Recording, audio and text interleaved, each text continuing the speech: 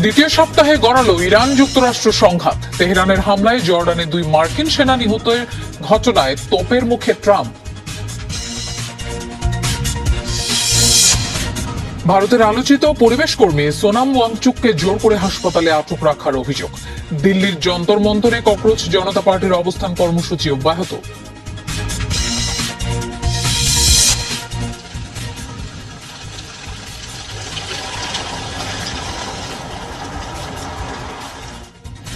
কানাডাকে গ্রাস করেছে প্রায় 1000 সক্রিয় দাবানল। ভয়াবহতা সামলাতেই হিমশিম অবস্থা।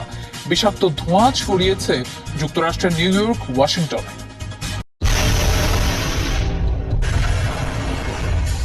মার্কিন যুক্তরাষ্ট্রের বিমান হামলার জবাবে মধ্যপ্রাচ্যে মোতায়েন মার্কিন সামরিক শক্তির উপর একযোগে তীব্র ড্রোন ও ক্ষেপণাস্ত্র হামলা চালিয়েছে ইরান। জর্ডান, বাহরাইন ও কুয়েতে অবস্থিত একাধিক মার্কিন বিমান ও নৌঘাঁটিকে লক্ষ্য করে এই সমন্বিত অভিযান চালানো হয়। অপারেশন নাসর 2 এর আওতায় চালানো এই হামলায় 5টি মার্কিন যুদ্ধবিমান, কৌশলগত রাডার ব্যবস্থা এবং একটি সংবেদনশীল গোয়েন্দা তথ্য কেন্দ্র সম্পূর্ণ ধ্বংস হয়ে গেছে। ইরান জানান, ইরানি ভূখণ্ডে মার্কিন বিমান হামলার পাল্টা জবাব হিসেবে জর্ডানের আজরাক বিমান ঘাঁটিতে এই হামলা চালানো হয়। অপারেশন নাসর 2 এর 20তম তরঙ্গের অংশ হিসেবে ঘাঁটির ফাইটার শেল্টার এবং বিশাল পার্কিং র্যাম্প লক্ষ্য করে একযোগে ক্ষেপণাস্ত্র ও আত্মঘাতী ড্রোন ছাড়ে ইরান। তেহরানের দাবি অনুযায়ী এই হামলায় যুক্তরাষ্ট্রের অন্তত 2টি ফাইটার জেট ও 3টি সামরিক বিমান সম্পূর্ণ ধ্বংস হয়েছে। এছাড়া বেশ কয়েকটি যুদ্ধ বিমান মারাত্মকভাবে ক্ষতিগ্রস্ত হয়েছে। এর আগে বাহরাইন ও কুয়েতে মার্কিন স্থাপনাগুলোতে 18 ও 19তম তরঙ্গের হামলা চালায় ইরান। সেই দফায় বাহরাইনের শেখ ইসা ঘাঁটিতে মার্কিন যুদ্ধ বিমানের সমাবেশ লক্ষ্য করে হামলা চালানো হয়। এর পাশাপাশি বাহরাইনে অবস্থিত ব্যাটেলকো নামে পরিচিত মার্কিন সামরিক বাহিনীর একটি অত্যন্ত গুরুত্বপূর্ণ ডেটা ইন্টেলিজেন্স সেন্টার ক্ষেপণাস্ত্রের আঘাতে সম্পূর্ণ ধ্বংস করার দাবি করেছে ইরান।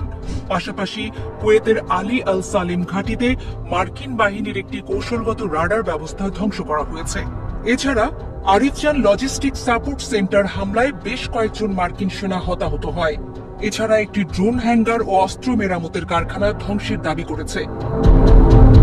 যুদ্ধের মাঝেই হঠাৎ করে ইরানে ভূমিকম্প অনুভূত হয়েছে। এটা আসলে কিসের ইঙ্গিত দিচ্ছে? সম্প্রতি পশ্চিমা বিশ্লেষকরা দাবি তুলেছেন যে ইরানের কাছে আছে কমপক্ষে 35টি পারমাণবিক অস্ত্র। জানা গেছে 5 মাত্রার ওই ভূমিকম্পের উৎপত্তি স্থল ছিল ভূপৃষ্ঠ থেকে মাত্র প্রায় 12 কিলোমিটার গভীরে। এদিকে ইরানের বিরুদ্ধে ক্রমাগত হামলা চালিয়েই যাচ্ছে যুক্তরাষ্ট্রের সামরিক বাহিনী। পাল্টা জবাবে মধ্যপ্রাচ্যে থাকা মার্কিনীদের বিশেষ একটি সামরিক ঘাঁটিকে লক্ষ্য করে জোরদার মিসাইল হামলা চালিয়েছে তেহরান। তাহলে কি এর মাধ্যমেই যুদ্ধের পরিধি ছড়িয়ে পড়বে পুরো পারস্য উপসাগরীয় অঞ্চলে?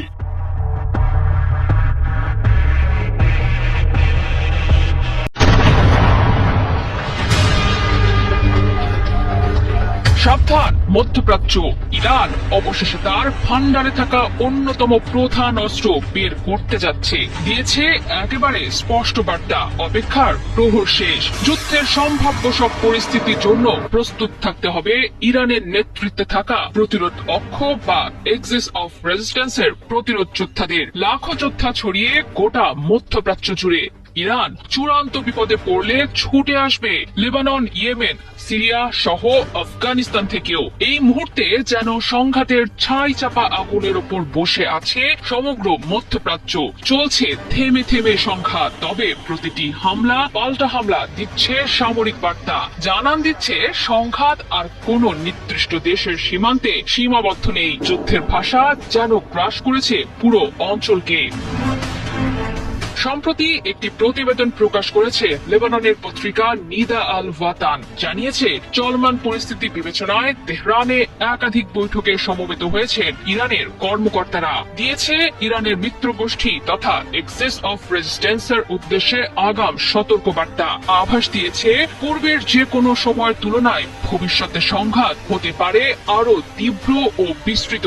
তবে লেবাননের সশস্ত্র প্রতিরোধ গোষ্ঠীকে সর্বোচ্চ মাত্রার প্রস্তুতি নিয়ে রাখা প্রত্যাহার নির্দেশনা দিয়েছে ইরান, কেননা ইরানের আশঙ্কা মার্কিন ইসরায়েলি প্রতিপক্ষের সঙ্গে সংঘাত আরো দীর্ঘ ও বিস্তৃত হতে পারে। পরিস্থিতি সামাল দিতে তখন একাধিক দেশে খুলতে হতে পারে একাধিক যুদ্ধ ফ্রন্ট। এ কারণে এখন থেকেই মিসাইল, ড্রোন আর প্রতিরোধ যোদ্ধাদের পূর্ণাঙ্গ সামরিক সক্ষমতা নিয়ে প্রস্তুত থাকার বার্তা দিয়েছে শহীদ আয়াতুল্লাহ খামেনির ইরান।